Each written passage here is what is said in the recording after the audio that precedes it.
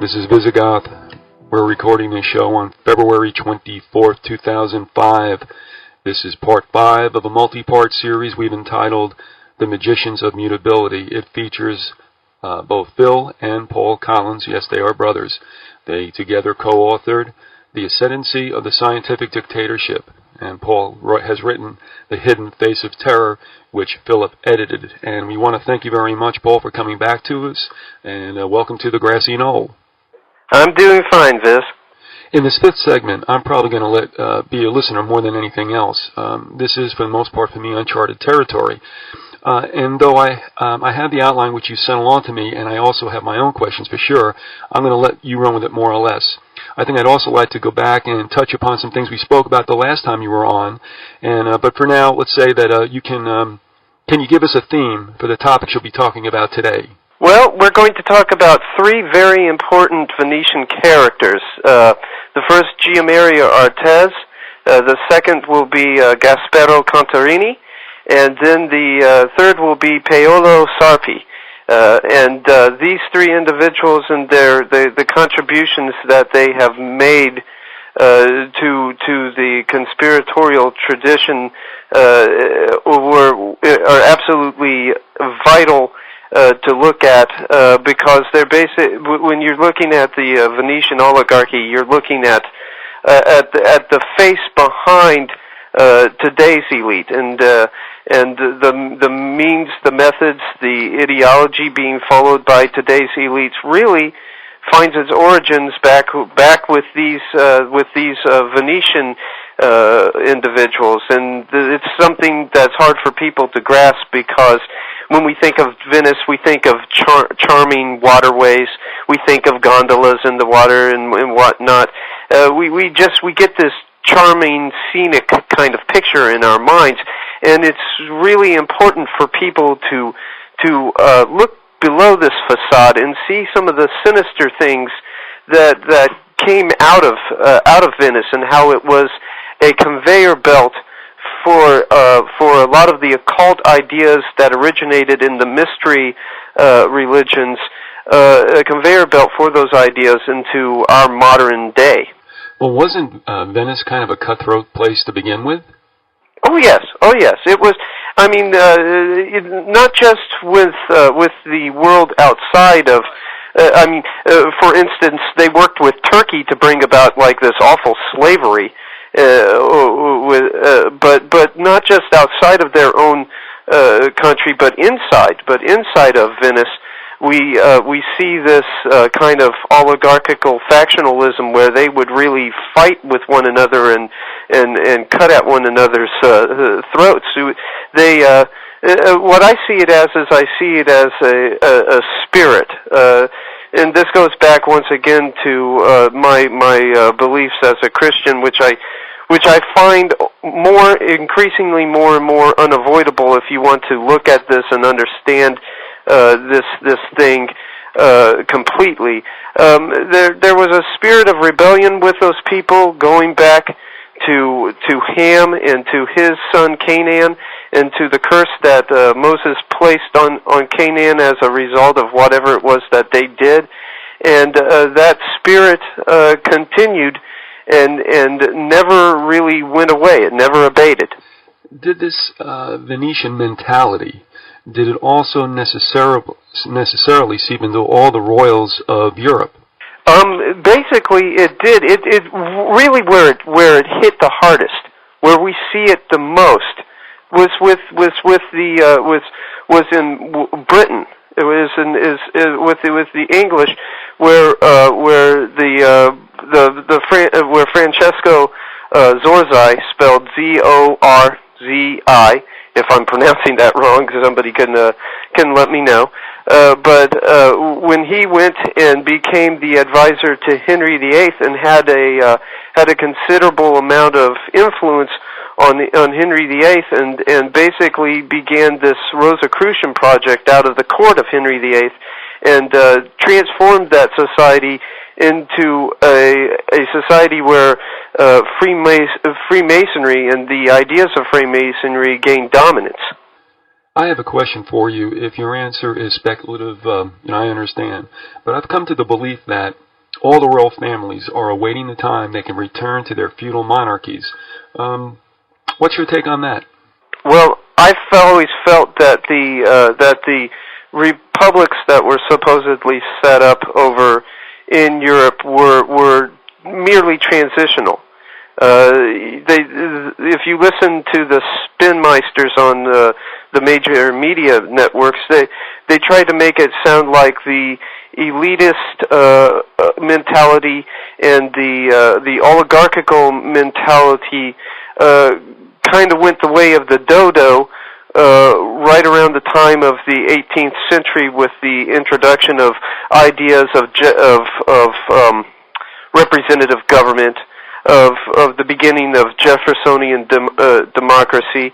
But the truth of the matter is, if you look at these royal families and look at the way that they act, the way they behave, the things that they have written, you see that oligarchical mentality never went away. You had the one royal, I can't recall his name offhand, but the boy over there dressing like in a Nazi uniform at a party, and I think that I personally think that wasn't just a poor taste. That wasn't a poor choice on his part for a costume. I think that was a subconscious expression of the authoritarian mentality that is inherent in his in not only with him but with the rest of the elite. That was Harry. Yeah, that was Harry. Yeah, that was Harry. And if you look at some of the things for instance, Prince Charles' attitude towards Diana when she began to become kind of benevolent towards the common person, you also see this mentality. So it's never gone away, and it's there. It's waiting for a resurgence, and it's quite possible that it's already experiencing a resurgence today when you consider the fact that Britain's kind of tapped in with America on this imperialist expansion. Now let's get to the first personage on your list, someone who is central to today's interview, and that would be Ortiz. Yes.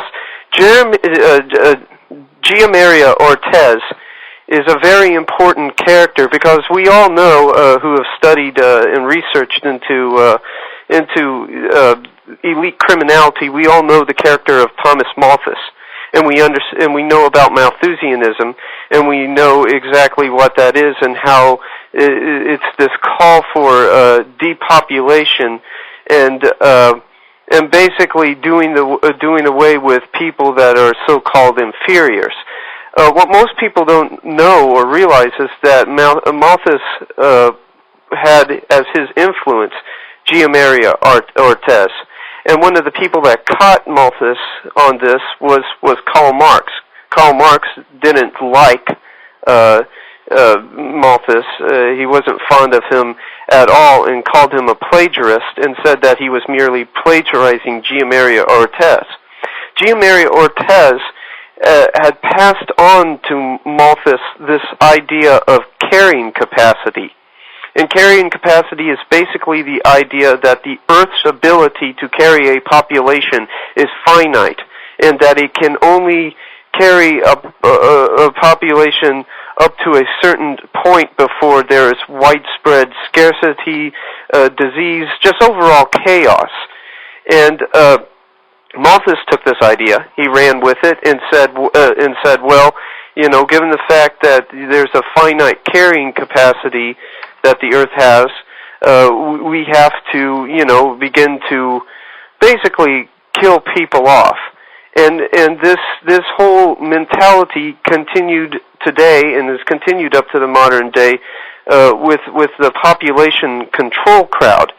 And the problem is that now this ideational contagion, we're starting to reap what has been sown as a result of it. We're starting to see the effects of depopulation, and if anybody doubts that, I call people's attention to the Christian Science Monitor of October 7th, 2004.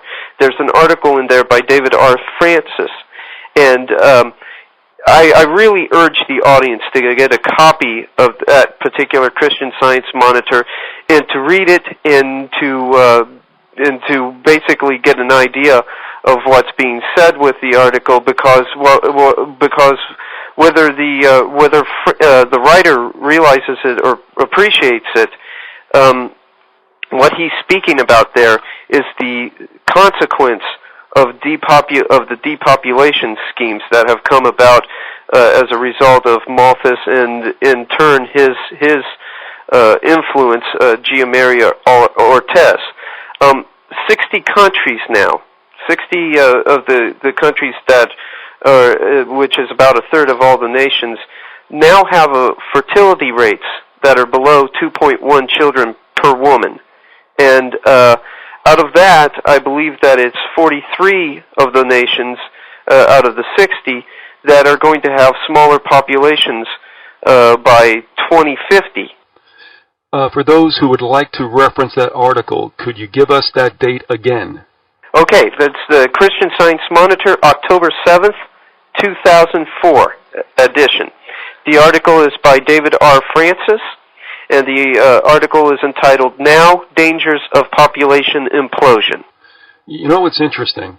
In a way, they can continue with this chaos theory, which ultimately leads to population reduction. However, at the same time, according to their fallacy, they still effect population reduction and selective breeding as replacement births fall off. That's correct, and they don't.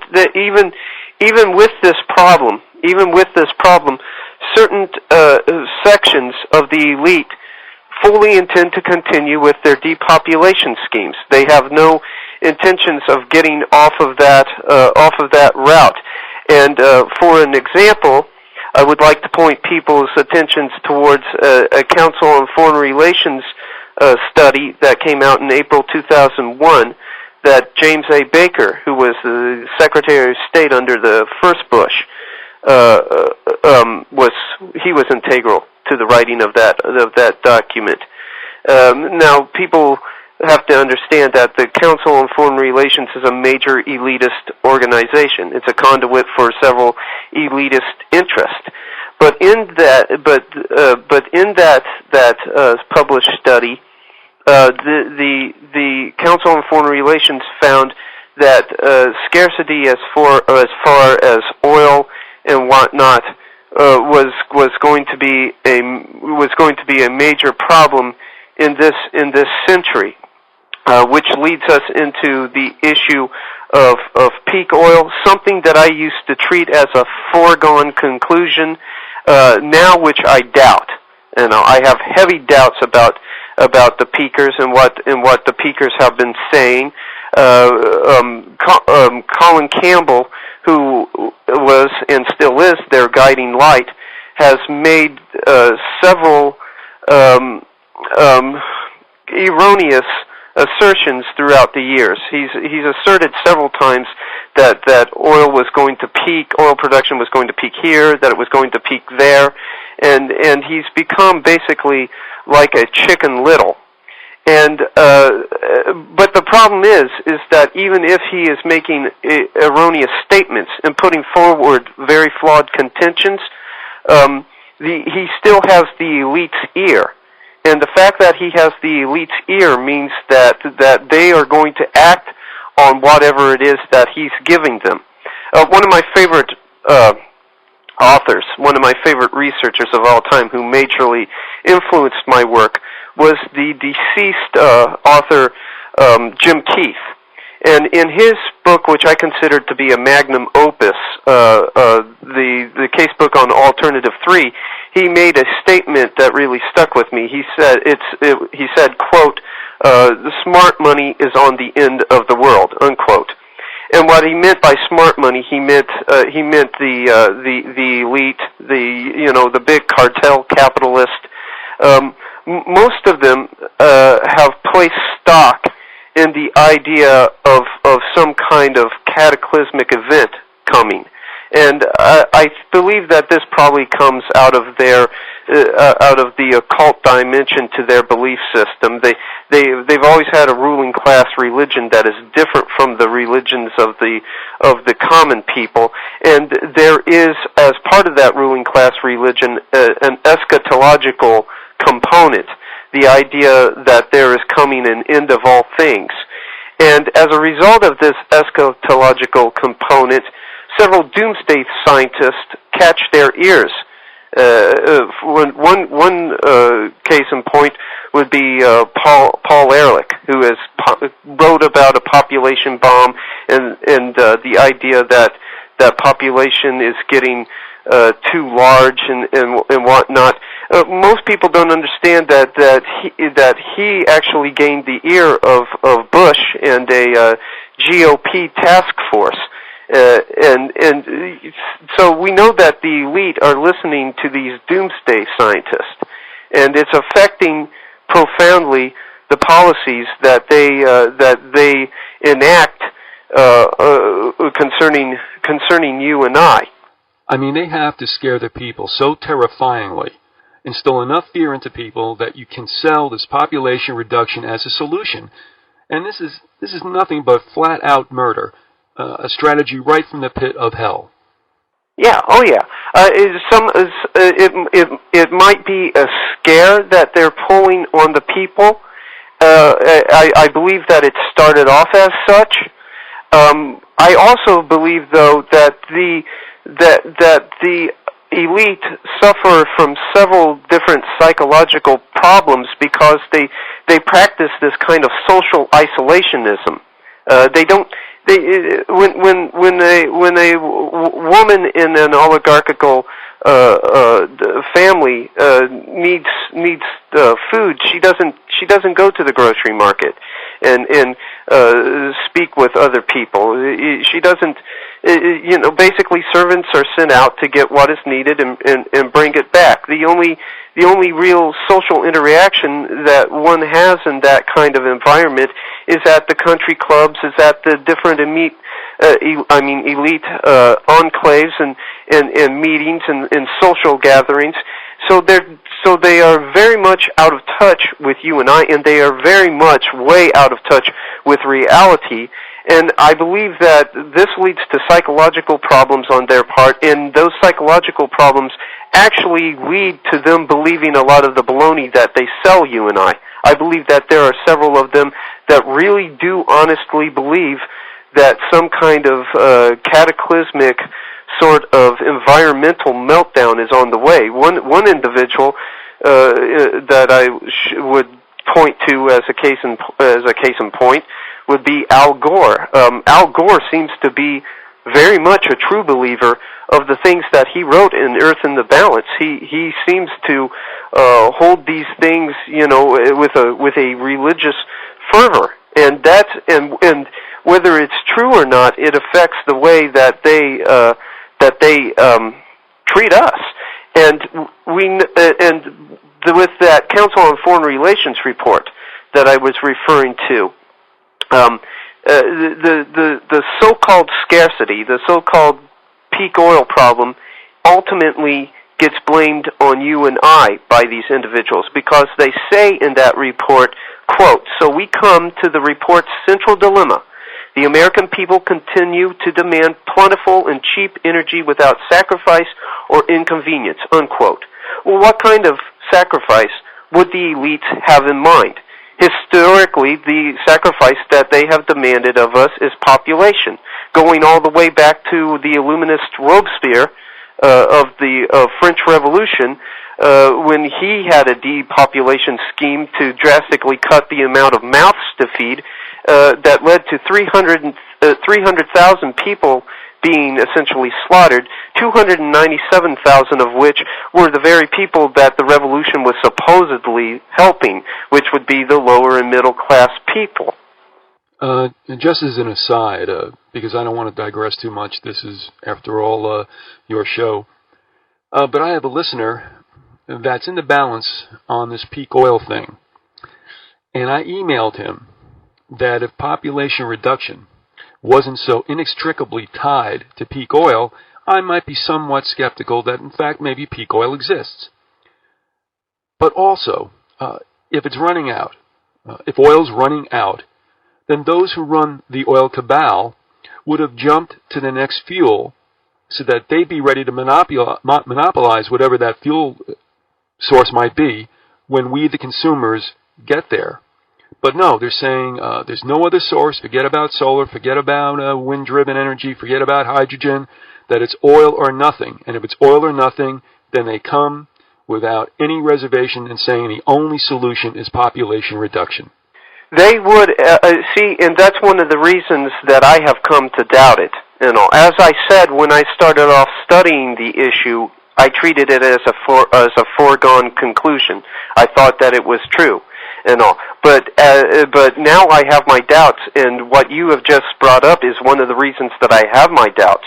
Because if they saw that there was going to be waning dominance when it comes to that resource, they would have hijacked one of the alternatives out there. That's right. And we have seen no hijacking of any of the alternatives. What we have seen is essentially a repression of the alternatives. You might remember Pons and Fleischmann with their whole idea of cold fusion. When they were coming out with that idea, they were totally ridiculed by the United States establishment. They since went to France and received funding from the Japanese and began to do their research over there, and they haven't been welcomed back with open arms by the elite, and so that seems to suggest that this scare is false. You know, the other thing is also, I lived through the oil scam of 1973. You know, I've recounted about how I watched the tankers line up, and we couldn't wonder why is there a shortage when we see like 11 tankers out in Newark Bay. But they were only holding off until a price hike was effected, and then they offloaded. And then we realized right then and there it was a scam. But the thing is, I remembered that. And I'm saying if they did it to us once, they're going to do it to us again. Oh, yeah. So I, you know, I've never had anything more than a 6-cylinder car. I mean, the two I have now are 4. But you know, the other thing is, when the SUVs came out in the late 80s, I don't remember any people asking for them. I don't recall everybody going, gee, I really wish I had a gas-guzzling SUV.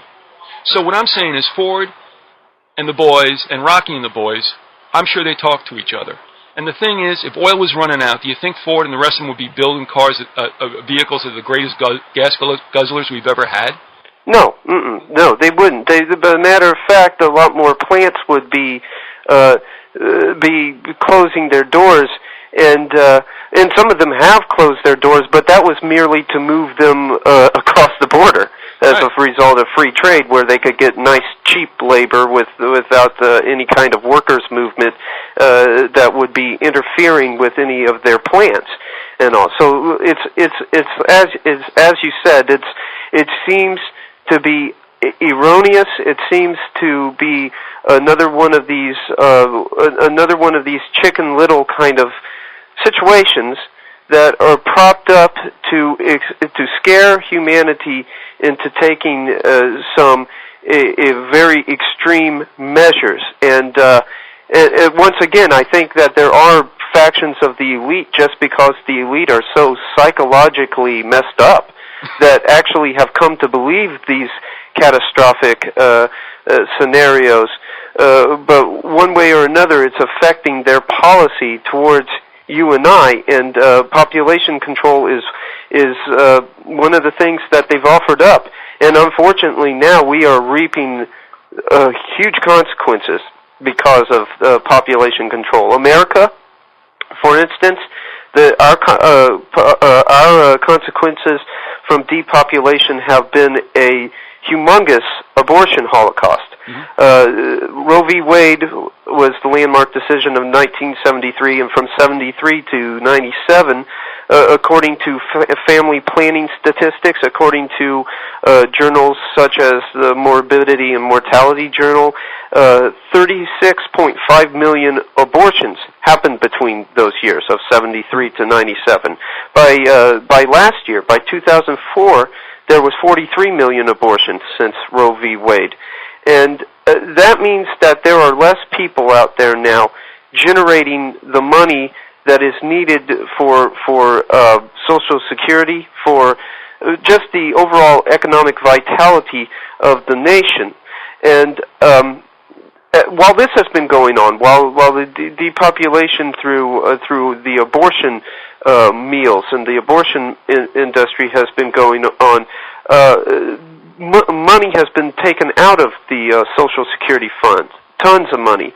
As a matter of fact, the Congressional Budget Office has stated that $845 billion will have been taken out of the Social Security fund by 2010.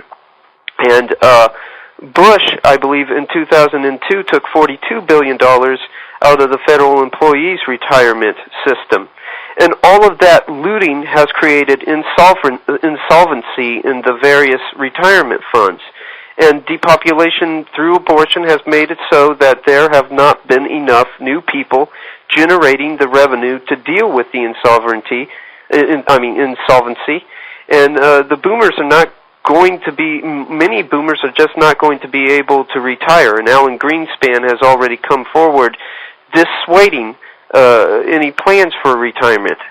And that might have worked in some small measure to the advantage of the boomers. We know that continued exercise and continued activity later on in life contributes to health and contributes to longevity when it's done in moderation.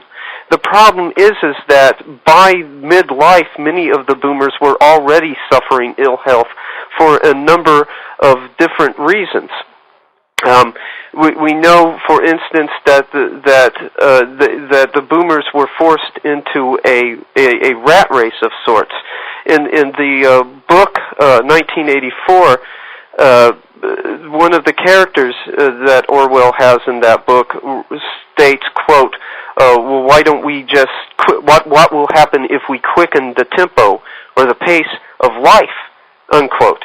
And so the tempo has been quickened to such a point as to generate tremendous amounts of stress. This was done primarily through the Federal Reserve, because the Federal Reserve can inflate the money supply. When the money supply is inflated, the prices go up, and there is a devaluation of the currency. The currency has less buying power, and so you have to spend more hours at work earning it. And then a nice little catch-22 was added onto it with the income tax, which increases the amount of taxes taken out of your income as your income increases. So let's say you make enough money to break even with the inflation, you've just stuck yourself into a higher income tax bracket, and so you find yourself in this never-ending race that basically begins to add up. It begins to wear a person down, and especially when several people have to get second jobs, when some of these jobs are in the service industry, which was a growth industry back during the Reagan and Bush #1 years, and service industry jobs, really, folks, were not made for full-grown adults. They're mostly for high school and college students that are trying to, just get a feel for the workplace and learn the value of making money. After a while, it's such a high stress and tense atmosphere that that it starts to wear down on the person, and when people start to feel illness coming on as a result of stress, or as a result of any other number of factors out there, they are offered a host of drugs as the only possible solution to their problems. If you go to a doctor, the doctor will not prescribe for you a homeopathic remedy. He will not offer you some kind of natural remedy for your problem. You'll be offered something like Prilosec or Celebrex or any number of other drugs, and these drugs actually contribute further to ill health.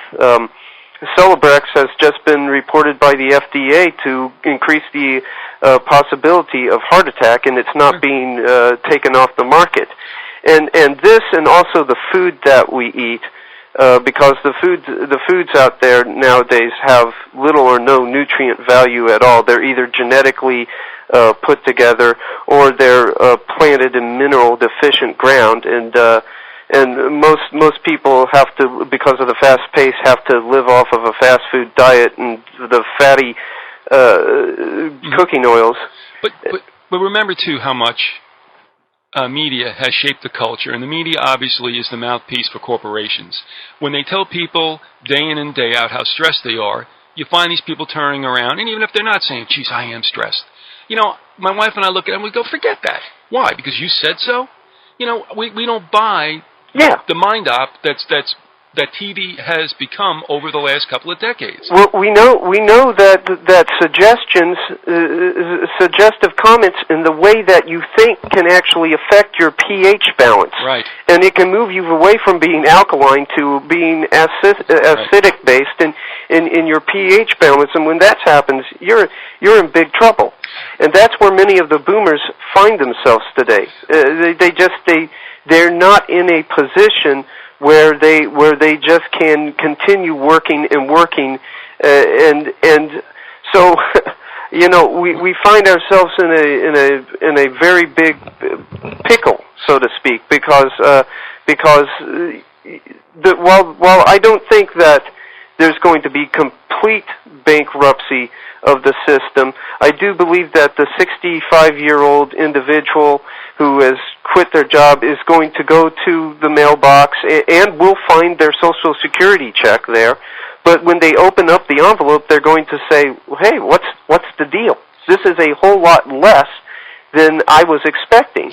And people are not going to see entirely everything that they should have had in the way of their investment into that fund because of the looting that has taken place of the fund, and because the depopulation through Planned Parenthood, through the abortion industry, has led to a graying of society.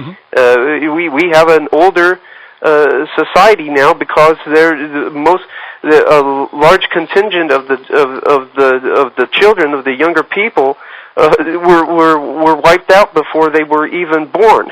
And I don't know what you can expect the look of America to be, whether it will be one big Venice Beach or a reverse version, an inverted version of that movie Logan's Run.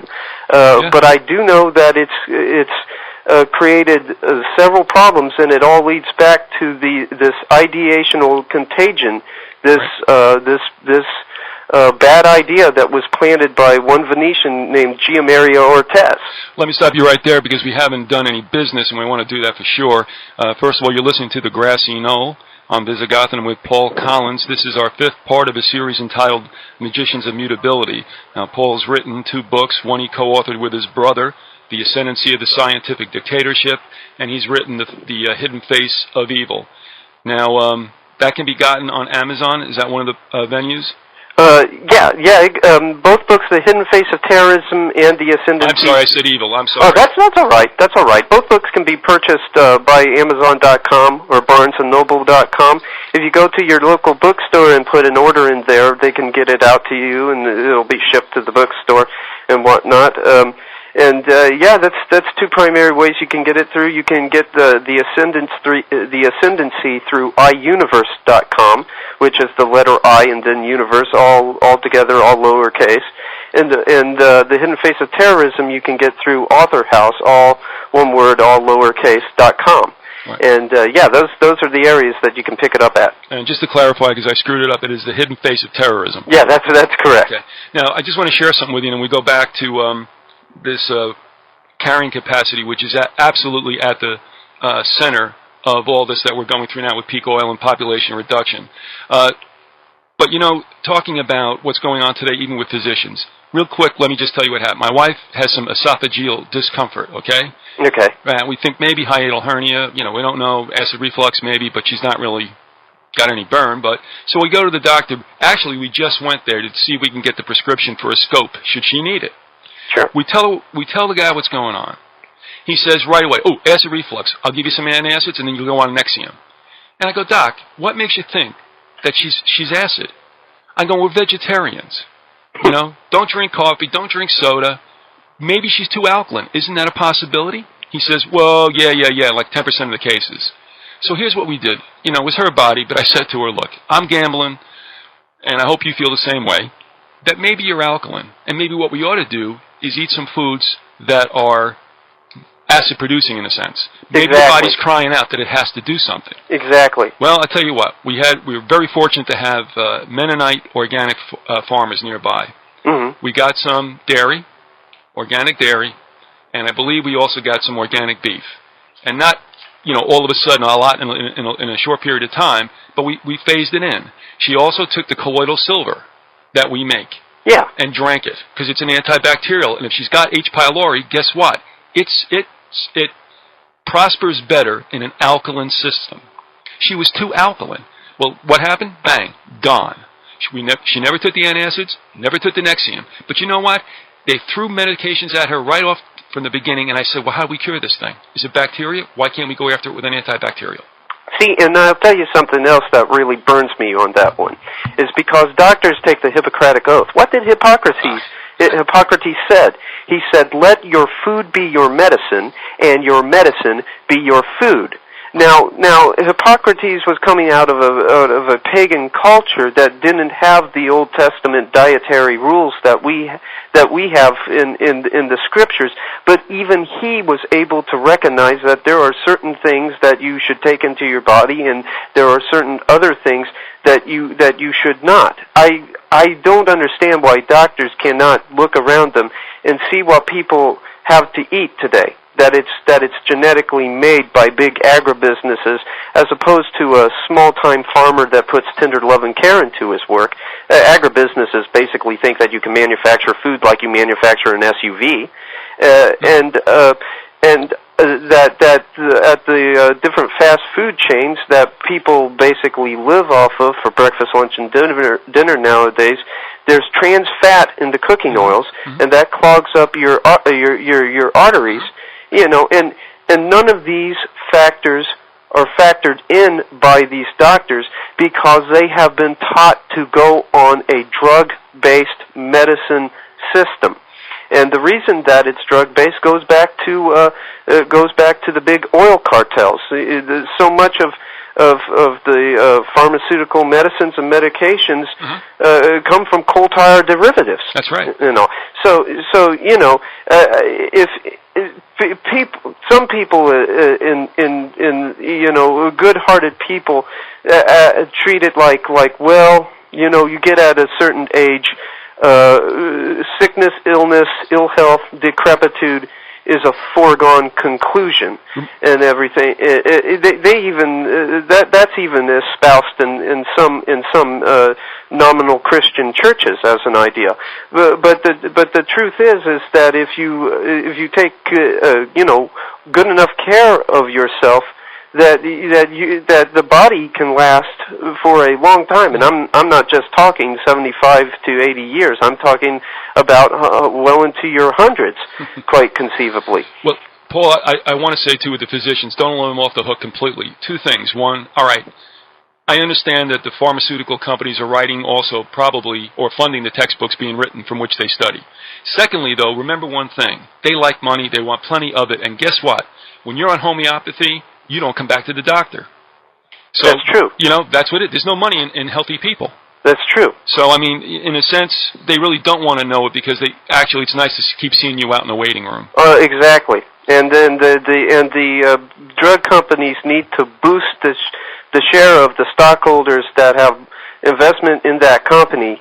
And the only way they're going to do that is if people are taking their products. Let me share one quick anecdote with you, sure, if I can. You'll like this because you hit it right on the head about what is at the base, what is from which pharmaceuticals spring. John D. Rockefeller, when he first got into oil, I think he actually used it as medicinal. And in my bathroom, I have an old advertisement. You know, it wasn't photographed; it was more or less painted. And it was from Rockefeller, Standard Oil. And what it was a laxative called Nujol, Nujol. And this is a little girl, probably 4 years old at the most, embracing a doll, and with Nujol right next to her in the doll's carriage. And I'm thinking to myself, yeah, here he is wanting to medicate a 4-year-old who might be a little constipated. It's like, why don't we hydrate the girl and give her a couple of foods that might, break the logjam? But no, got to take Nujol at 4 years old. So, I mean, you're right. Rockefeller, again, behind pharmaceuticals, behind petroleum. And isn't it interesting that those two industries are probably the most vital to the globe?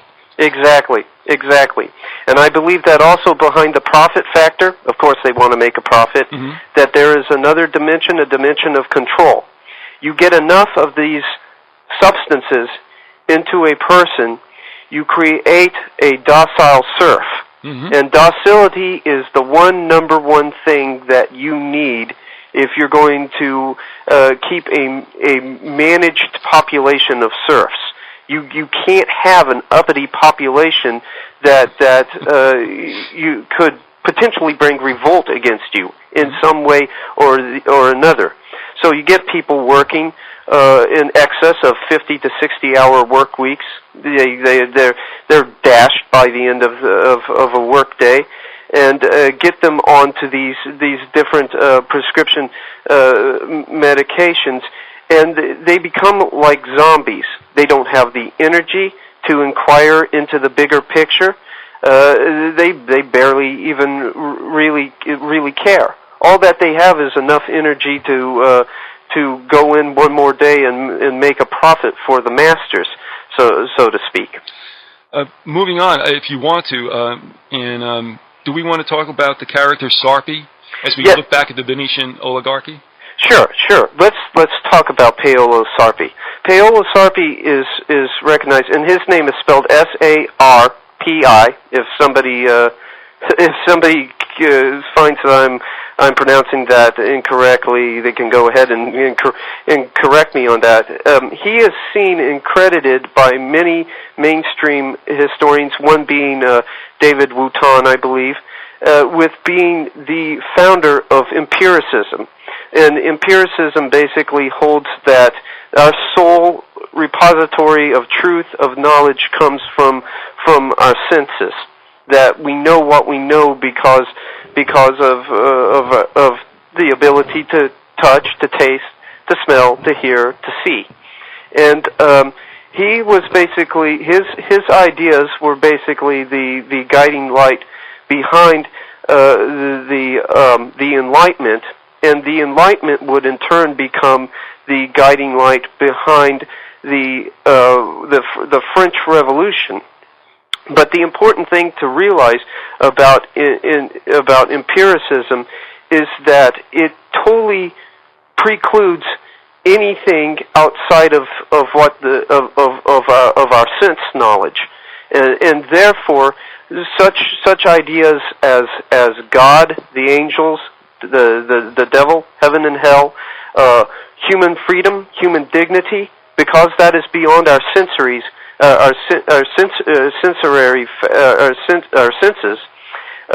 they do not exist, and they are totally written off.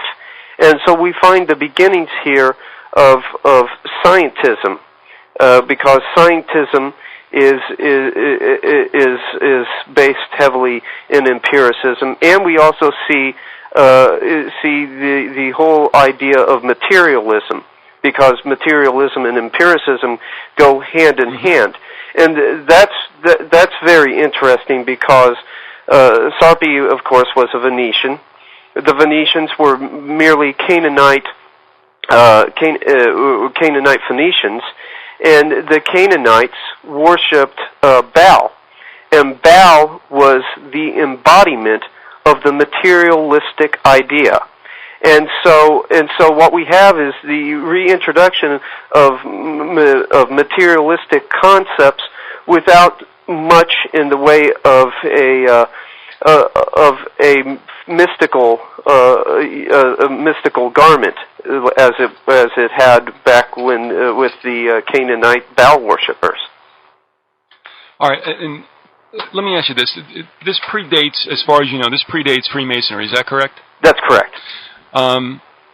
It is interesting, and William T. Still, who's the author of New World Order, Ancient Plans of the Secret Society, he stated that Freemasonry, at one period, I guess maybe around the 18th century, had filtered back down into Italy for whatever reason I can't remember.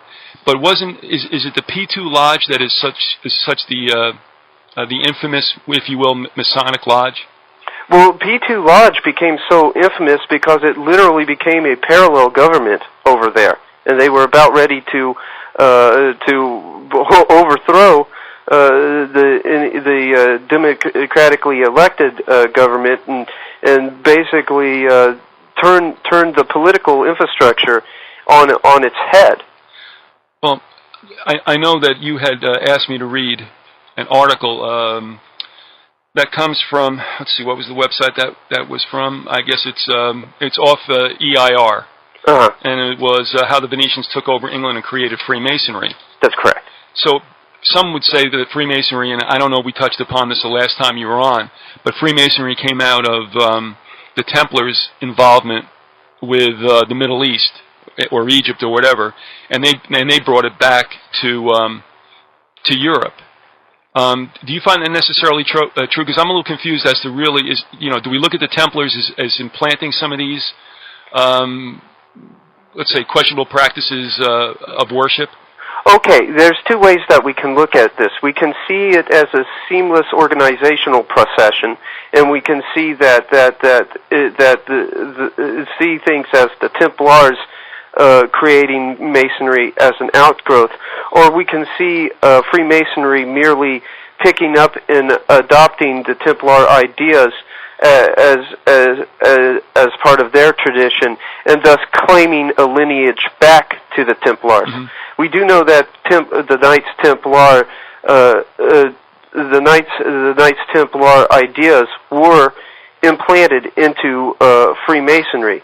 What I basically believe is what Albert Pike seemed to be implying in his book Morals and Dogma, that the Templars either merged with or became known as the Rosicrucians and began to shift Masonry away from being operative to speculative, and that project would have happened in part through the Venetian Zorzai that was in the court of Henry VIII.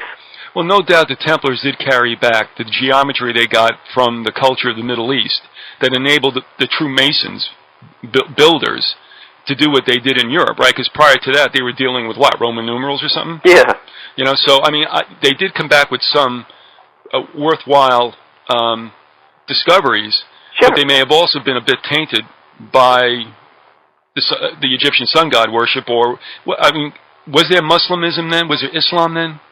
I believe that the Islamic people were involved through the assassins, right? That they had become involved with and influenced by the assassins, and that the assassins gave them their political idea, while Gnosticism made up the large majority of their philosophic ideas. Well, some say, and I don't know, let me throw this out to you, that the Templars, in essence, were closet Islamists. That's strange. I've never heard that. Well, I'm thinking that they did, in fact, become infected with that particular religion, or the occult, or whatever. That they brought that back also. I guess it was not good for that to be known, in a sense, because the Templars were actually not commissioned by the church, but they originally were protecting pilgrims who were Christians to go back to the Holy Lands, right? That's correct. So maybe it's not a good idea for the church to find out they're involved in that, but who knows, at that time the church was probably also was somewhat stained. Yeah. Oh, yeah. And at this point, I mean, with the 10 minutes that we have left, I mean, it's a huge topic. Well, it has been treated by two other guests. We've had Eric John Phelps and Charles D. Wilcox. But as we're talking about the church being tainted even then, we're looking at the 16th century and about the time of the beginning of the Jesuits with Ignatius Loyola. That's correct, and that brings us to our last individual, Gasparo Contarini. Contarini was the personal protector of Ignatius Loyola, and what he did was he interceded on the part of Loyola and was able to convince the Pope to allow Loyola to form the Jesuit order. And I have tremendous respect for much of the research done by Mr. Phelps, and I believe that he certainly made a contribution to the body of work. But I largely believe the Jesuits not to be a Catholic project so much as it was a Venetian fifth column within the Catholic Church, because what the Jesuits ended up giving us was what we know today as liberation theology. They mixed Marxism with the tenets of Catholicism, and it's also interesting to see that the Jesuits taught a belief in theistic evolution. They tried to mix Christianity with evolution, so we see the implanting within the Christian world of the occult doctrine of becoming, which is all that evolution is. Evolution is the occult doctrine of becoming, disseminated on the popular level as Darwinism. Yeah, and I think Phelps would agree that certainly the Jesuit order, one, is of course not a spiritual order. No. And that, too, it didn't arise in the Catholic Church whatsoever. You're right. In fact, Loyola had offered his services, I believe, and it had been turned down originally by the papacy. And later on, they did accept the Jesuits, I guess, into the fold somewhat. Yes, yes. And the important thing to see is Gasparo Contarini's involvement in that overall plan. We know that he was involved in the organization and the establishment, and that he went to bat for Loyola. And the Jesuits have been a bane on society ever since their founding. Mm-hmm. We know that certain founding fathers were not too fond of them, and we know that they were involved. If you look at Latin American history, we see a history of violent revolutions, and somehow these Jesuits mysteriously appear in the background stories of those violent revolutions. So it's important not to see them so much as a religious organization, more so to see them as a political, violent, revolutionary organization of sorts. Well, they, aside from whatever aboriginal slavery was going on in the Western Hemisphere, as far as the European slavers, the Jesuits brought it to the Western Hemisphere, did they not? That's correct. I mean, I guess through South America originally. And I even believe that they wanted to institute a slave state in Cuba right around the time of the Civil War. That's correct. They definitely had this whole idea of a kind of a slavery kind of system coming out of Latin America, and we know that the Latin Americans they don't have a high opinion of the West in general, in America in particular, but the West in general, the European powers as well.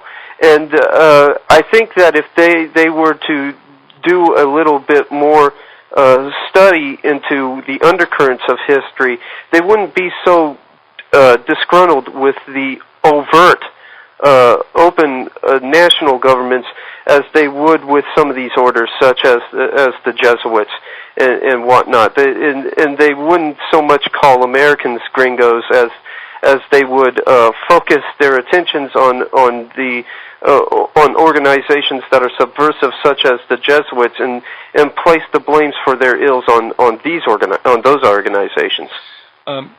want to remind people that you're listening to The Grassy Knoll with Paul Collins. He is the author of 2 books, The Hidden Face of Terrorism, co-authored the book, The Ascendancy of the Scientific Dictatorship with his brother Philip. You can take a look at those books. You can purchase them off Amazon.com and also IEUniverse.com. That latter URL is correct, is that right? That's correct, yes. All right, now I'm going to ask you this last question. I'm going to let you ride out with it because we have about 4 minutes left. Okay. But since we can't really palpably grab onto Venetians, now we know it's a doctrine. Who do you think are the exponents, proponents of the Venetian mentality currently operating in the world? I think that when you look at the British Royals, you're looking basically at the continuation of the whole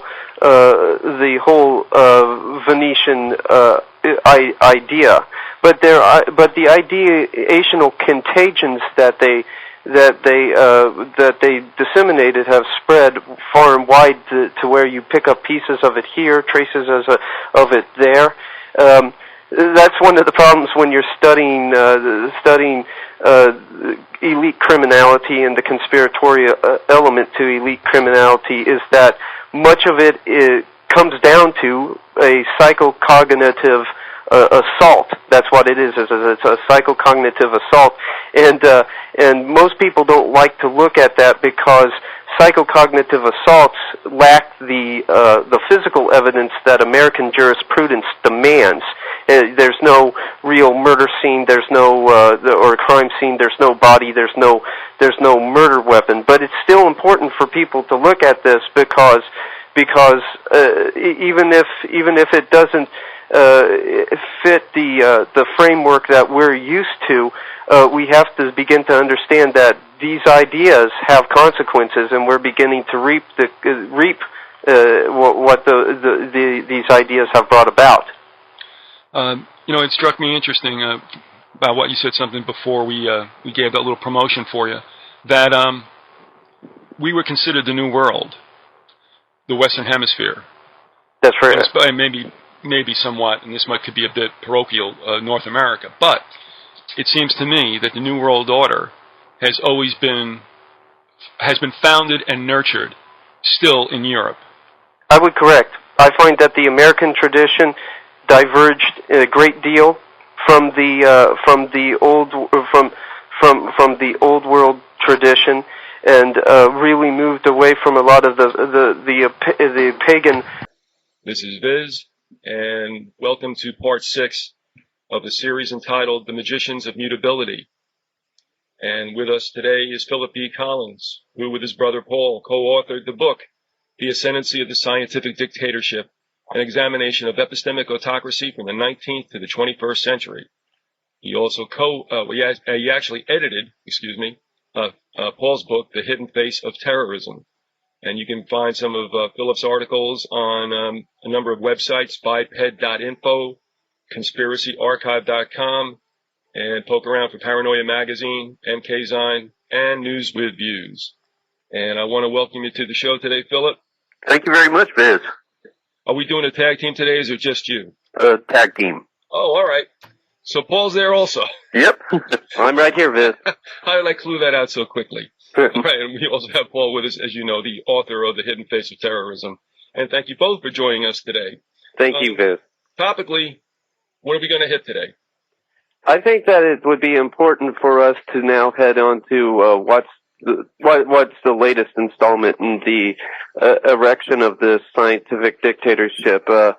Currently, we see the whole thing being put together by a group of technocrats known as the neoconservatives, and we should really look into what they are and to really what the game plan is from their perspective and what it's bringing about. We should also take a look into Cecil Rhodes and the unique part that he played in this whole project of creating a scientific dictatorship, one like what was described by H.G. Wells in The Shape of Things to Come, and Aldous Huxley in his books Brave New World and Brave New World Revisited. Sure. I mean, Wells was a contemporary of Rhodes. That's correct. And I don't know, they have so many interlocking clubs, those old men.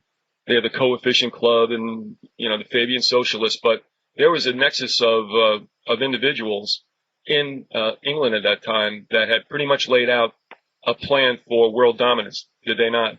That is correct. And one of the individuals that was most important to that whole project was Cecil Rhodes. I really can't think of one man throughout the last century and who really affected human history and the course which the whole of human civilization has taken more than Cecil Rhodes. So important was his role that Carroll Quigley basically based a lot of his book on the man's work. He just saw the man as having shaped the majority of what we know today to be our modern world. Yeah. For those people who want to read more about this connection, as Philip said, Carroll Quigley has written 2 books. One is an absolute tome. The other is The Anglo-American Establishment, and the tome to which I referred is Tragedy and Hope. And you'll find a lot of interesting things in there with regard to the plans of these gentlemen who actually term the phrase that it is the white man's burden to rule the world.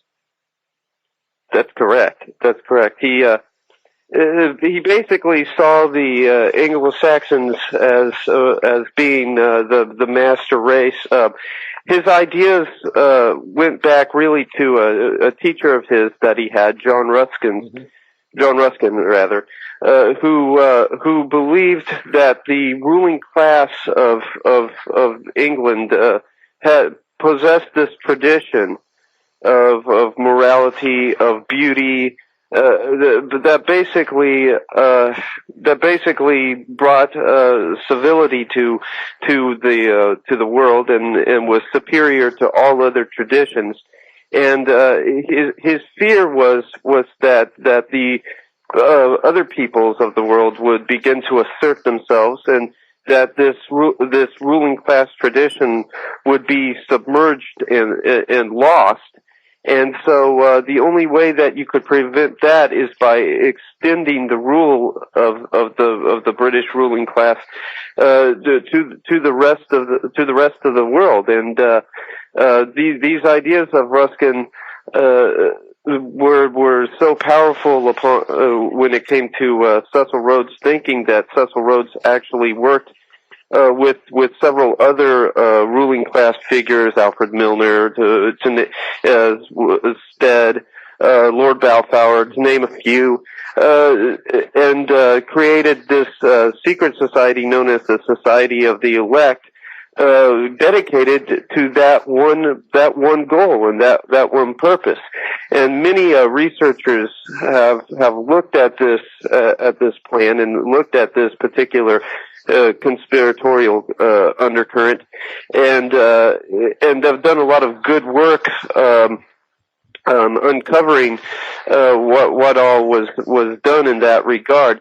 What many people don't understand, however, and what has been looked at not too often looked at, is the fact that this concept that they were trying to bring into existence, this utopian concept, was basically the concept of a scientific dictatorship. It's little known that in 1877, Rhodes became a life member of Freemasonry's Apollo chapter at Oxford University.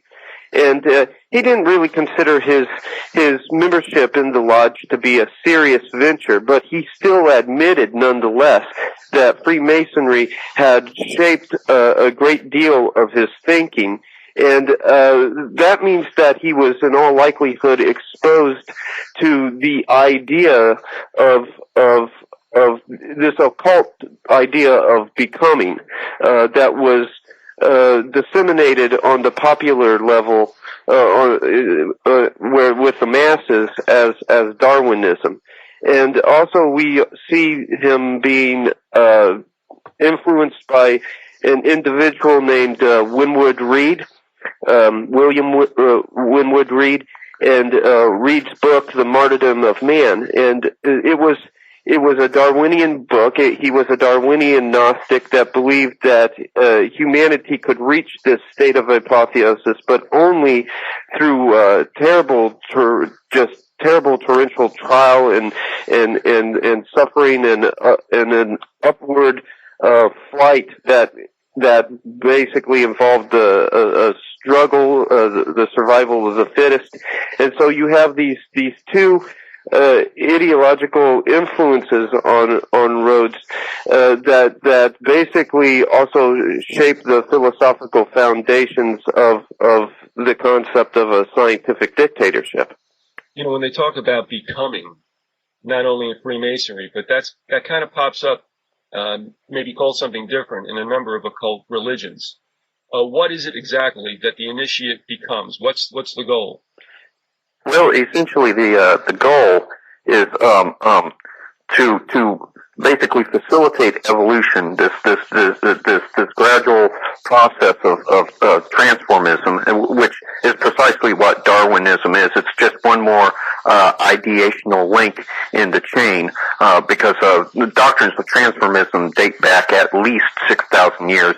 All the way back to ancient Mesopotamia, in Egypt, and in Babylon, and Darwinism was simply the segue, if you will, for the doctrines of transformism that were promulgated in that era, and basically brought that occult idea of becoming into our era. Well, it was disseminated within the context of metaphysical naturalism to give it more of a more of a secular feel, but if you look at it, essentially, it's premised upon the Kabbalistic concept of the golem, which holds that matter created itself, that which is dead can become alive, all on its own. It's also premised on Gnostic doctrine, in that the self-creation doctrine then makes possible the doctrines of Gnosticism, which are self-salvation.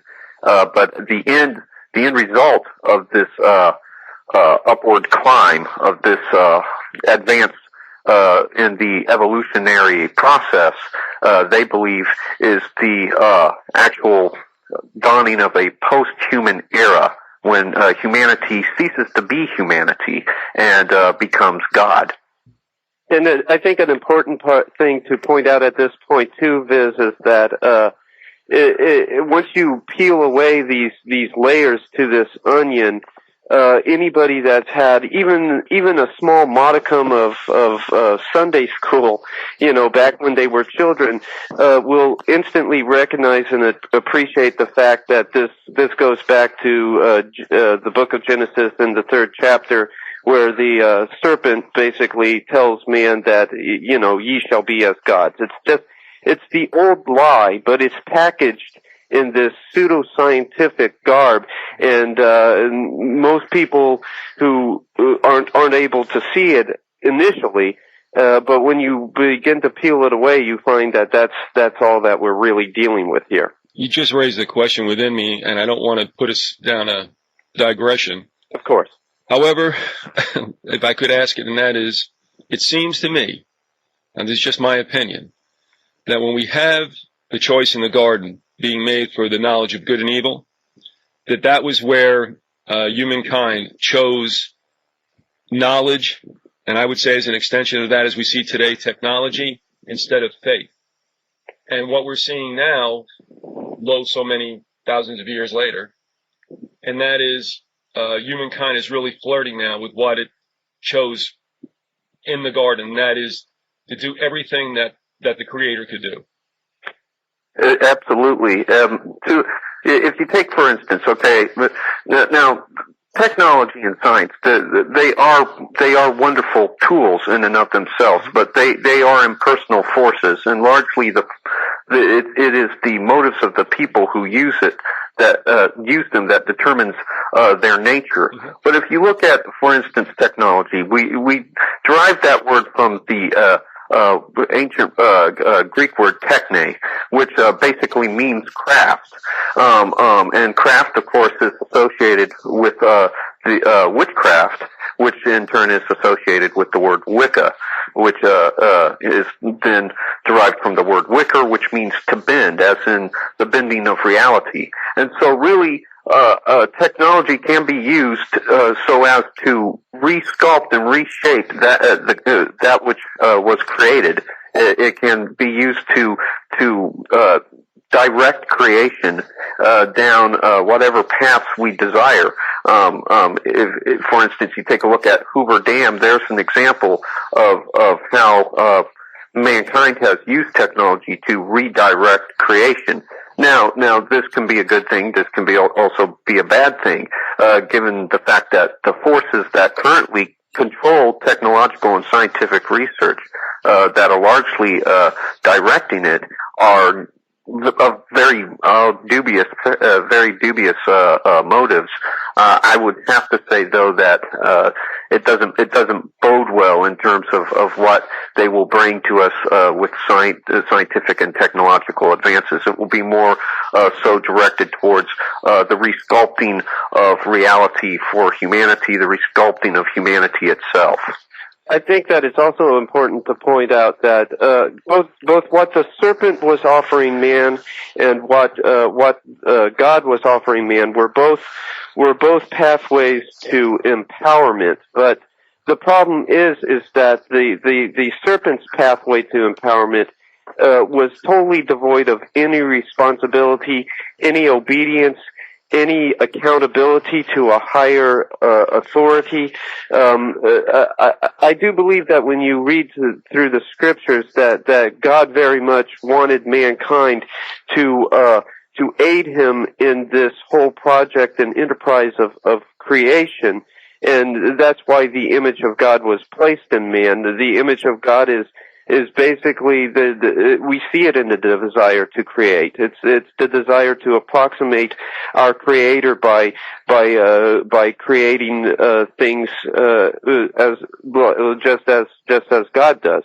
But the problem with the path that the serpent was offering was that it was totally devoid of any accountability or obedience to God.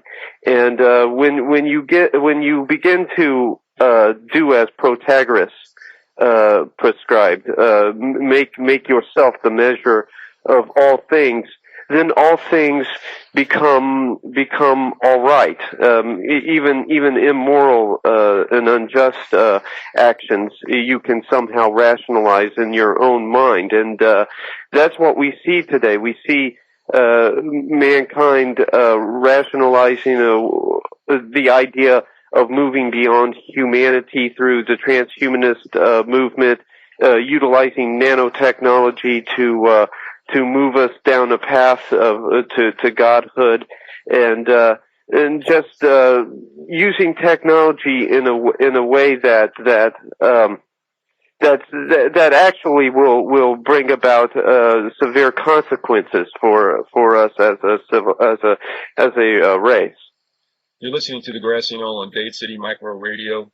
We have with us for part 6 of the series Magicians of Mutability, both Philip and Paul Collins. Their books, The Hidden Face of Terrorism and The Ascendancy of the Scientific Dictatorship. These books are available on ieuniverse.com and Amazon.com. Anything you'd like to add to that? Yeah, sure. You can also pick up articles at www.biped.info and at conspiracyarchive.com, and also be watching for the April issue of Paranoia magazine. It'll be featuring an abridged version of my article, Fiction as a Precursor to Fact, Sci-Fi Predictive Programming, and the Emergent World Religion. I would say that the umbrella term that would cover this entire series would be scientific dictatorship. Would you agree? Yes, very much so. All right. We want to take a look at the eugenics movement and how this weighs in toward a scientific dictatorship. Sure. All right. If I could, I want to do one thing, because I wanted you gentlemen to hear this, if it's okay. Okay. I know you're going to pick up the eugenics movement from probably the 60s. Sure. What I did find, what I alluded to before, and I just would like to relate this only because it seems like it was perhaps a real threshold moment. And this is from Edwin Black's War Against the Weak. On May 16th, 1904, Francis Galton delivered an important address entitled Eugenics, Its Definition, Scope, and Aims, stressing actuarial progress, marriage preferences, and general education. This is a quote. Overzeal leading to hasty action, he cautioned, would do harm by holding out expectations of a near golden age, which will certainly be falsified and cause the science to be discredited. He added, the first and main point is to secure the general intellectual acceptance of eugenics as a hopeful and most important study. And here's where it gets good, guys. But the famous novelist and eugenic extremist H.G. Wells then rose to publicly rebuke Galton, bluntly declaring, this is a quote, it is in the sterilization of failures and not in the selection of successes for breeding that the possibility of an improvement of the human stock lies. On that afternoon in Britain, the lines were clearly drawn. It was positive eugenics versus negative eugenics. Do you care to comment? Yes. Essentially, what you have there is basically they laid basically the groundwork right. for the overall eugenics ideology. Basically, the belief is that evolution can be directed, and that mankind will take evolution by the reins and can direct it in a negative or positive direction. This was also a mandate laid down by another Freemason, T.H. Huxley, who also acted as Darwin's official bulldog, if you will. In many of his statements, he laid out the mandate for humanity to direct human evolution, and there's two directions. Eugenics, which can lead humanity towards the breeding of superior stock. It's derived from the original Greek word for well-born. So the idea is that as we manipulate our heredity, as we manipulate our genetic reproduction, we will generate more and more well-born stock, and then what they call dysgenics, which is essentially retrograde evolution, as they believe, and that leads to what they would consider lesser stocks, inferior forms of life.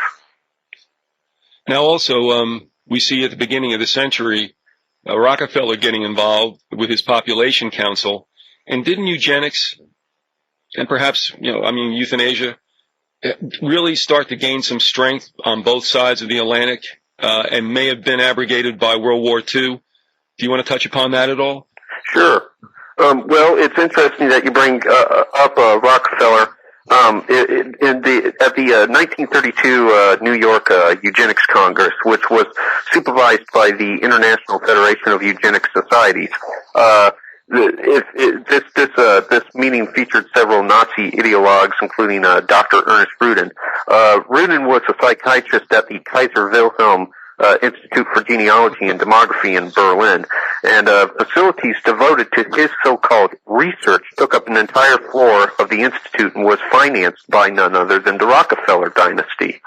Well, at a 1928 meeting of the International Federation in Munich, Rudin had spoke on what he called, quote, mental aberration and race hygiene, unquote. But at any rate, at the 1932 New York Eugenics Congress, which was really setting the pace for the Holocaust and what was to come in Nazi Germany, Rudin would be unanimously elected president of the International Federation. And his ascendance to such a prominent position was owed in part to his work as founder of the German Society for Race Hygiene. And he was the co-founder of the organization was Alfred Ploitz, who was also vice president of the Eugenics Federation. Ernest Rudin also wrote for Birth Control Review, which was Margaret Sanger's magazine, and was the birth control movement's official journal at the time. And it would be with Margaret Sanger, of course, that you would see Planned Parenthood crop up here in the United States. And Planned Parenthood would provide an organizational conduit for the crackpot eugenicists and race scientists that had to go underground after the Holocaust came to light. Essentially, with the Holocaust revelations, things became more difficult for them to carry on their work, and so they had to tone down their rhetoric. They had to stop talking so much about race and eugenics and instead tout terms and mantras like reproductive rights, a woman's right to choose, and what have you. But it's essentially the same agenda, which is eugenical regimentation of humanity. In the United States, did you come across that there was actually sterilization taking place of those, shall we say, bloodlines that seemed to be inclined to criminal behavior? There was sterilization taking place on a mass scale here in the United States at Lynchburg, Virginia, I believe, and the amount that occurred there was well into the thousands. It was enormous, and it kind of got overshadowed by what went on in Nazi Germany and their project in eugenics. But it's important to remember that what happened in Germany originated here in the United States and over in Britain as well, and it's very little spoken about in the textbooks, but it was very much a reality. Yes, as a matter of fact, the 1932 Eugenics Congress was pretty much organized here in the United States by Averell Harriman, a member of the Secret Skull and Bones Society, and his mother was the primary financier of the race science movement in America in 1910, and she was responsible for the construction of the Eugenics Record Office, which was a subsidiary of the Galton National Laboratory in London. And the Eugenics Office wanted to sterilize 15 million Americans by 1980 to create a perfect man. And Averell's mother was frequently accompanied by none other than George Herbert Walker Bush to horse races.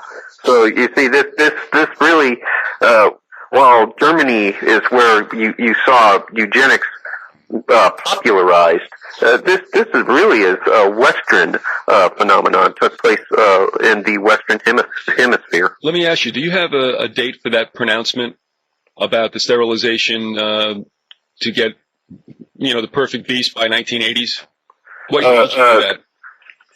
I know that I have a statement somewhere, or it was either a memo or a statement, and I'd have to look it up for you. But essentially, yeah, the project of the Eugenics Office was basically its projected timetable was for 1980, hopefully, which of course they didn't pull off. They were unable to accomplish that goal of sterilizing 15 million Americans. Well, it seems that this eugenics movement did quietly go away for a while because of World War II. You stated in the outline by which we're going that in the 60s we see a resurgence. Now, certainly now in the 90s. Oh, absolutely. We've seen it in 2000. I mean, Peter Singer and the tiles that come flying through here, through the library, almost disturbing. But, I can't remember because I was a kid at the time and not obviously involved in this kind of thing. But can you trace somewhere post-World War II, 60s or whatever, where you get a resurgence in this mindset? You want to give that a shot, Paul? I'd say that it really began to start to become an issue again with the Bush crowd. George Bush, for instance, was, I believe, an associate of one William H. Draper. And Draper had been the founder and chairman of the Population Crisis Committee, and he had been the vice chairman of the Planned Parenthood Federation. And Draper had called for U.S. talks, public discussion over the problems in non-white areas of the world concerning the so-called population bomb, and the whole question with the Bush crowd was no longer brought to the floor as eugenics, as that word had now taken on a very negative tone in the public eye. It now was presented as a population problem, the problem of the world having a supposed carrying capacity, and that and the idea that at a certain point there would be too many people, and that it would begin to bring about scarcities on a mass scale, and bring about chaos and disaster. And behind all of that nonsense and that Chicken Little theorizing was really just the idea of selective breeding, of picking and choosing who was going to live and who was going to die, and who was going to be the dominant races, and which races would basically be phased out. George Bush was very instrumental in bringing to the Republican Task Force on Earth Resources and Population the race scientist William Shockley, who is touted very highly today in American Nazi circles. If you go to white nationalist websites, you'll find that he is praised as just this modern day genius ideologue. And then also he brought in, I believe, Paul Ehrlich, the individual that wrote the book over the population bomb. Yes, I'm sorry. No, go ahead, Phil. Yes, he wrote it, which keeping with what you brought up, is with the 60s experiencing the resurgence of eugenics. His book was published in 1968, if I'm not mistaken, and it just caused a clamor.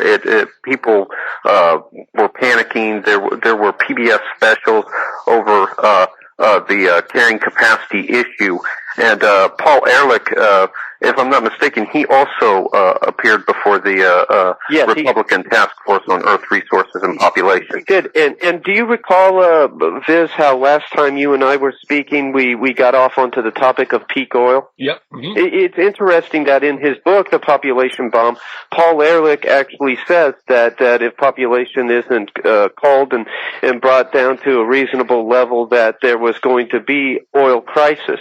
So we see the possible beginnings of this whole idea of peak oil and the connection between it and the idea of controlling the population. Again, there was a time when I treated that as a foregone conclusion.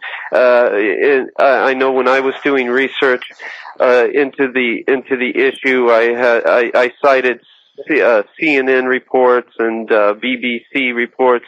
And I saw it as I didn't see anything dubious behind it, because my rationale was, well, it's a finite resource, so it just makes sense that you can't keep pumping it out of the ground forever. However, when you look back into the writings of Paul Ehrlich, and you look back into the writings of other population control fanatics, you see a connection again right back to this peak oil thing. So it seems that while some writers may be have humanity's best interest in mind in bringing this up, and might not be aware of any dubious ideas behind the whole concept, that the concept of peak oil is in fact just one more cover for the idea of calling the human herd. Well, I'll tell you what I do remember, and I remember very clearly,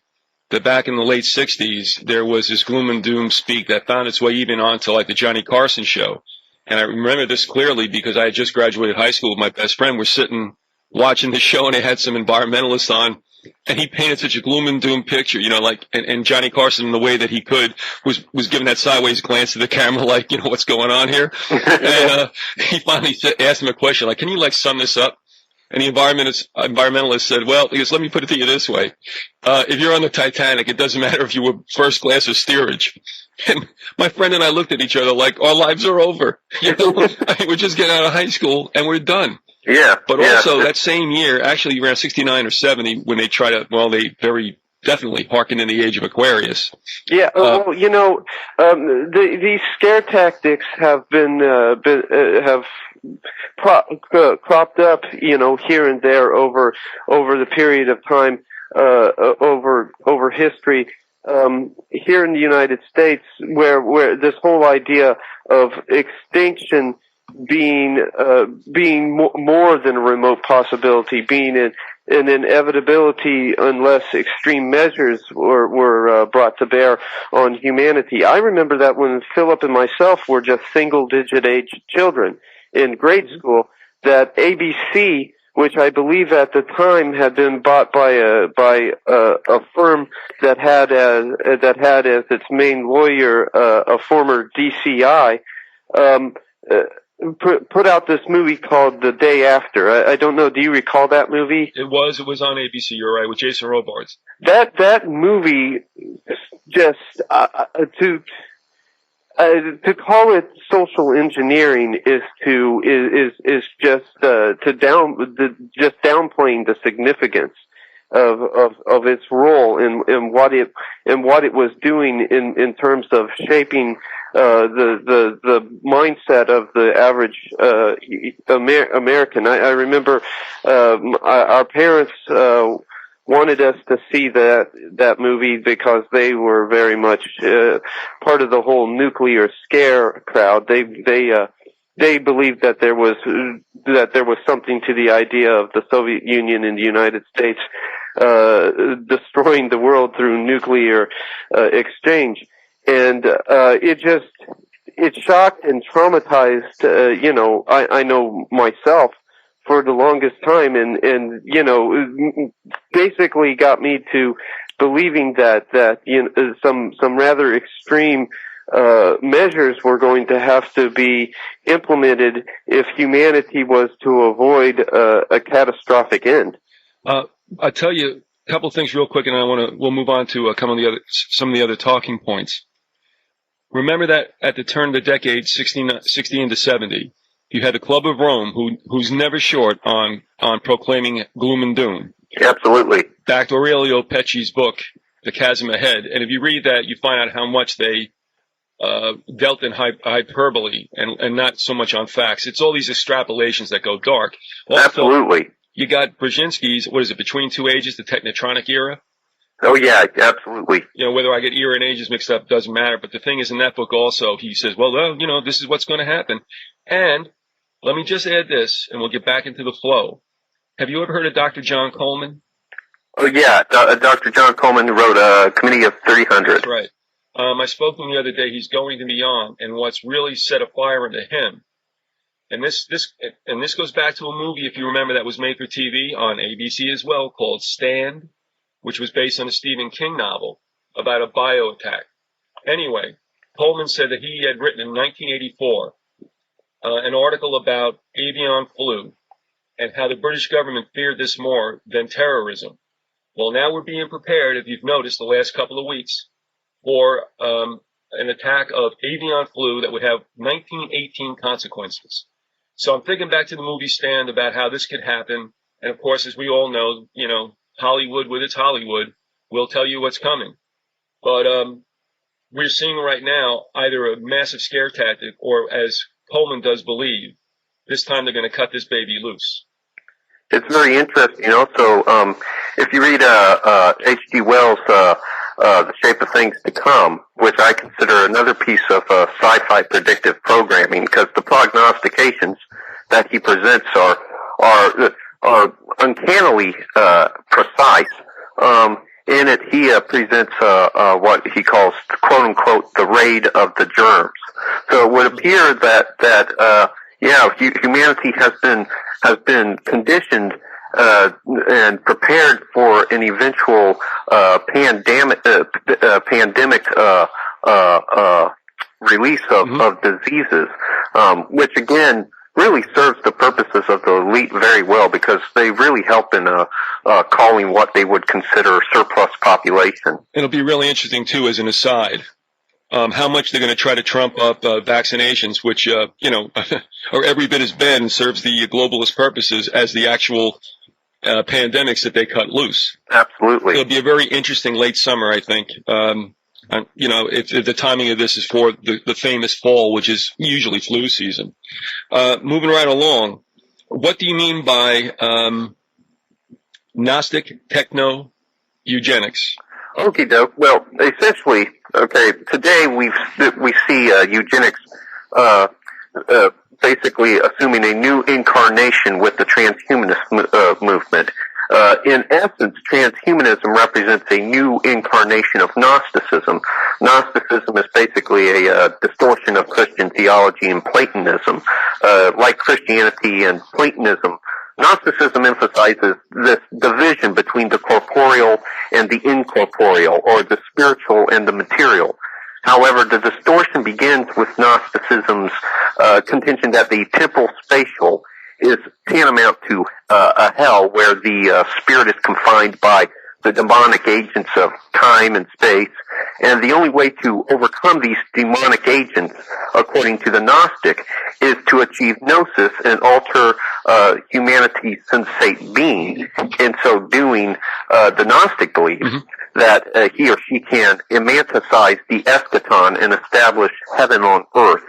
Now, this was also the aspiration of both the Nazis and the communists. It's also the dream of transhumanism, which contends that our humanity is merely a consequence of time and space. Bart Costco, a professor of electrical engineering at the University of Southern California, espouses a core precept of transhumanist doctrine, and I'll read it exactly, word for word, as he put it. Quote, "Biology is not destiny. It was just nature's first quick and dirty way to compute with meat. Chips are destiny." Unquote. So in this contention, in the transhumanist context, our biological condition as humans is analogous to hell, and technology is an instrument for emanticizing the eschaton. Transhumanist characteristic Gnosticism probably owes its existence to the movement's Darwinian premises. Darwinism, again, is in essence a Gnostic myth, and it's predicated upon the metaphysical claim that living things created themselves, which is encapsulated within the thesis of biogenesis. And this metaphysical claim provides the foundation for Gnostic doctrines of self-salvation and self-deliverance. Neo-Darwinians such as Richard Dawkins have frequently recapitulated Gnostic notions. Dawkins, for instance, has referred to natural selection as an evil yet necessary process for the evolution of the species. So this statement infers that the corporeal machinations of nature are inherently evil, while Dawkins ostensibly espouses a non-anthropomorphic view of nature. That certainly hasn't stopped him from ascribing human traits like evil to it. At any rate, this is pure Gnosticism, and it provides the philosophical foundation for the new techno-eugenics. With regard to the statement about technocracy's latest incarnation, neoconservatism, who is it? What is the technocracy? What other incarnations might they have been responsible for, and why is neoconservatism the latest package from them? Well, the crusade for a technocratic kind of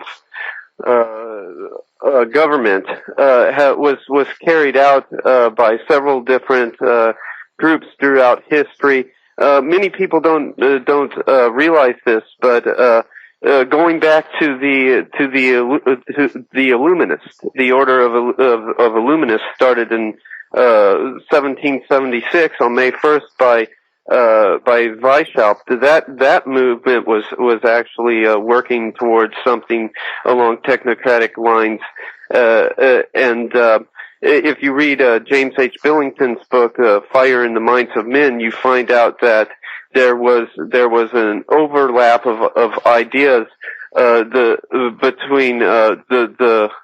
Illuminist Babeuf and his Babeufist conspiracy, and the ideas of Saint Simon, who is considered to be the father of technocratic thought.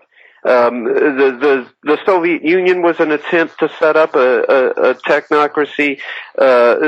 Hitler's Germany was supposedly moving in the same direction, and today we see in the United States the movement towards technocracy, that whole mantle being picked up by the neoconservatives, who really are, I think you can describe them as disgruntled supporters of FDR's New Deal, which moved in several aspects towards technocracy, although it didn't go far enough for their taste. And they're also Trotskyites. Oh, yes. What was that? Oh, good point. Absolutely good point. Well, and there's, I remember that I was on the Alex Jones show with Michael Corbin, substituting for Alex that day because I believe that Alex Jones was at the RNC, the National Convention. And I brought this topic up, and there were several people that just called in and were totally disgruntled by the fact that I would suggest that the neoconservatives were merely Trotskyites. But if you look at the ideas that they espouse, you see this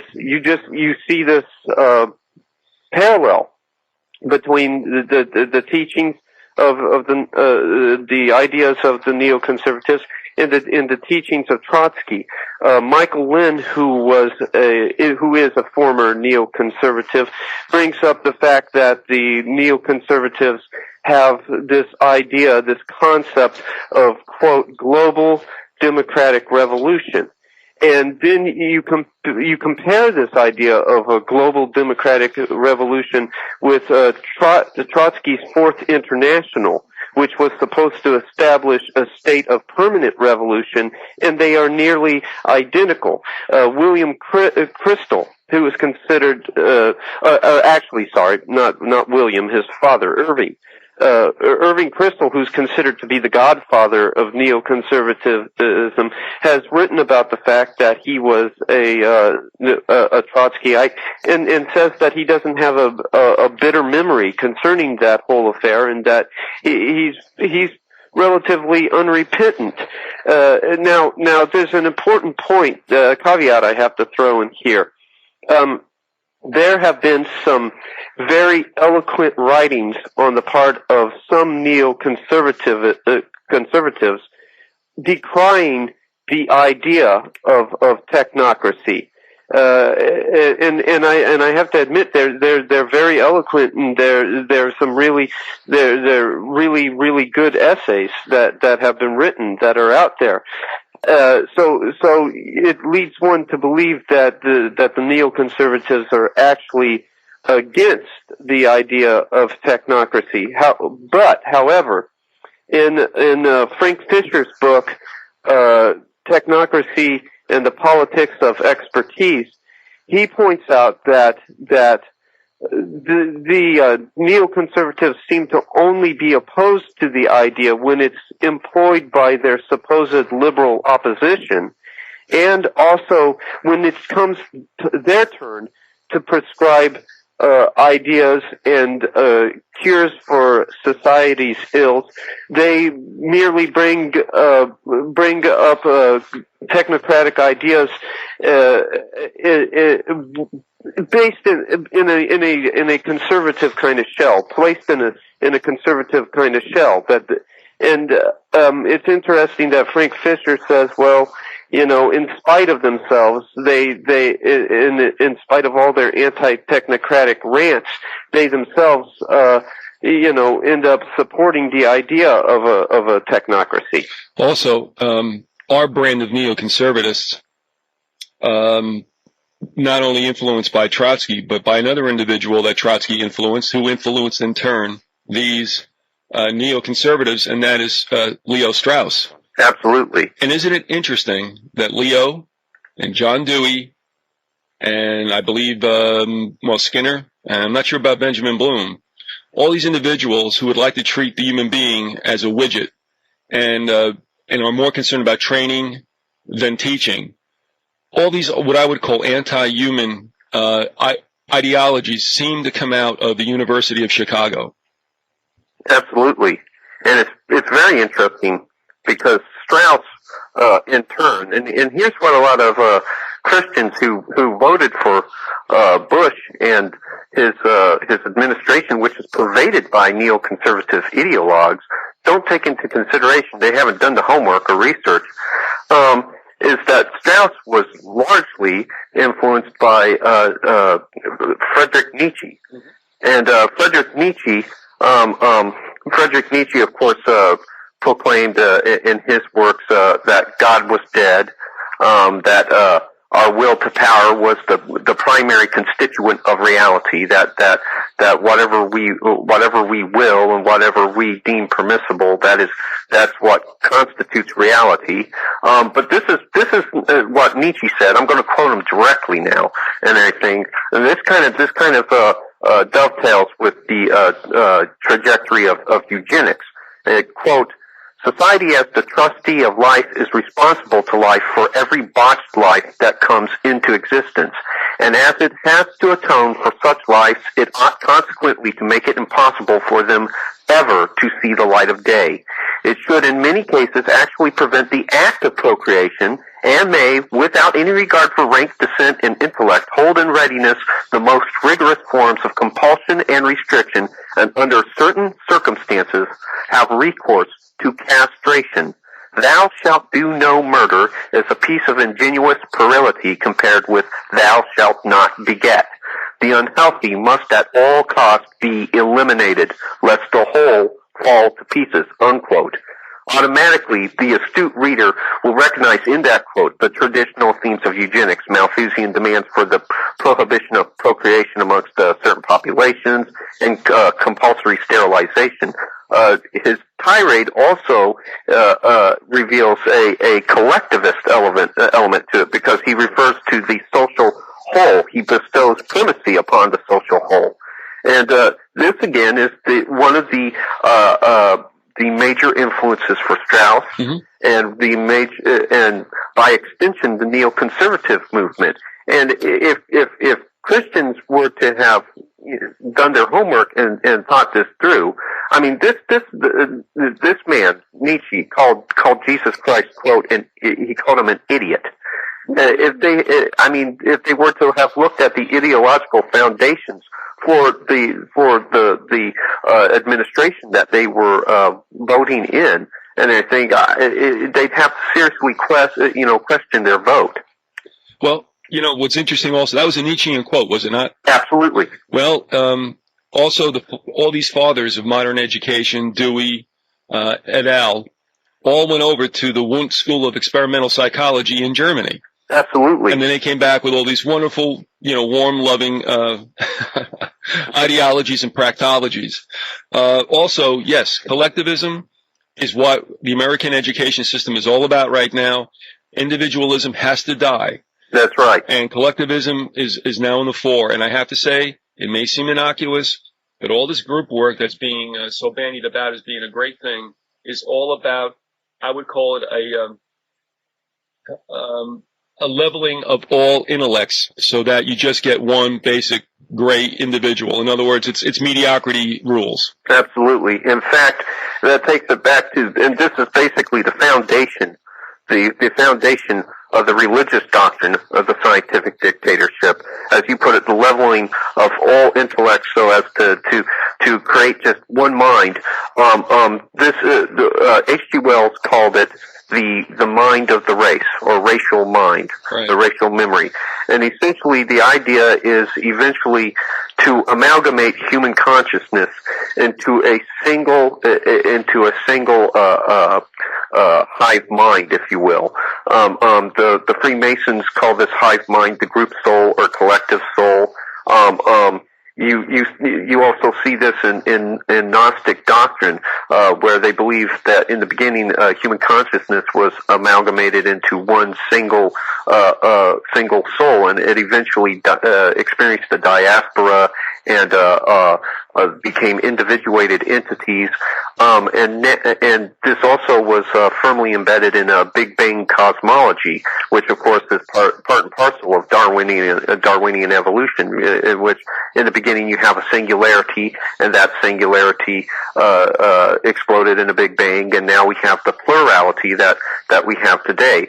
And what these utopians and what this ideational continuum of coercive utopianism holds is that we are gradually migrating back towards that singularity. We are gradually migrating back towards that hive mind, and it's very much still alive. You see it in the transhumanist movement, particularly with convergent technologies projects.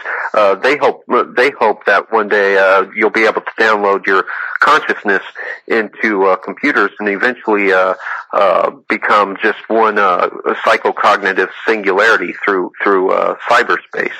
But it's very much part of neoconservatism as well. It's very much collectivist. As Irving Kristol put it, they never really had any problems with the monolithic state. They never really had problems with the collectivist state, and in fact, it viewed it as an inevitability. We're with Philip and Paul Collins, both of whom have contributed to 2 books, The Hidden Face of Terrorism, and also The Ascendancy of the Scientific Dictatorship. They're available online at ieuniverse.com and amazon.com. And also there's a number of websites where you can read some articles from them, and that would be most likely theconspiracyarchive.com. They do a great job. Biped.info, also News with Views, Paranoia Magazine, and others. In the time that we have left, can I posit something for you both to react to? Sure. I got something. Let's see, we're coming up about 4 minutes left. Dr. Bill Deagle out of Canada was in an interview with Butch Paul, who's on the Genesis Communication Network. And, I mean, he just gave some eye-opening information, and we're going to try to get him on the show. But let me throw this out to you. I'm going to ask you to react, and we're going to probably close this show on that note, okay? Sure. All right, Dr. Daigle says, the best way to think about this is to look into the future and look back as to what their plan is without the end of this age coming, which is coming really fast. Well, what their plan is, they want to have a genetically augmented military that's cyborg-trained and androgynous. They want to have a population that's completely controlled and dumbed down. And then they want to genetically engineer, if you want to call it that, a series of castes that have extended lifespans using all these new advanced technologies. And their plan is literally to create hell on earth for all of us who are not the elite. I'll leave it up to you guys toward the end of the show. Go ahead. You want to shoot for it first, Paul, or? No, you can go ahead. Okay. Well, it's very interesting that he brings that up. If you look at the iconography of the secret societies that comprise the ruling class religion, the iconography normally deals with insects, with bees, with ants, with hives. And semiotically, this communicates a preoccupation again with oneness, with a single mind, because bees and ants and other insects, hive-oriented insects, are of one mind, and that would appear to be largely the guiding idea behind all the thrust and all the movements towards a scientific dictatorship. I'd like to also add a prescription of how to move away from that.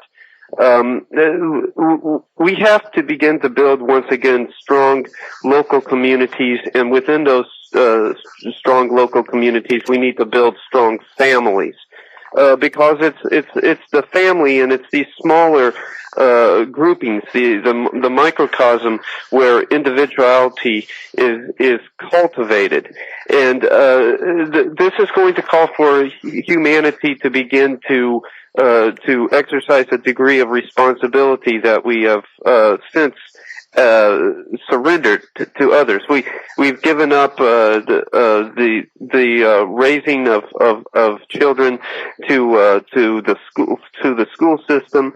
We basically think that we can go off for 8 to 10 hours a day and leave Junior either stuck in front of a television monitor or in a classroom, and he's going to come out just fine and not malformed in any way. The truth of the matter is that the responsibility has to shift back to us if we don't want the children to become essentially clones.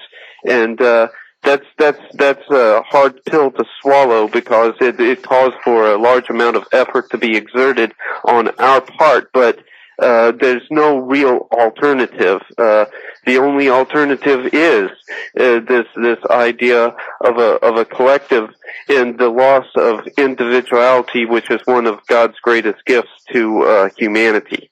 Well, that's well said, and you're right. One of the odd objectives, obviously, of the elites was to fragment the family. They're going to use the public education system to try to get Junior into school earlier, stay longer, and the curriculum would extend even further to exactly what they want, which is a lifelong learning process, which is really lifelong indoctrination. That's correct. Guys,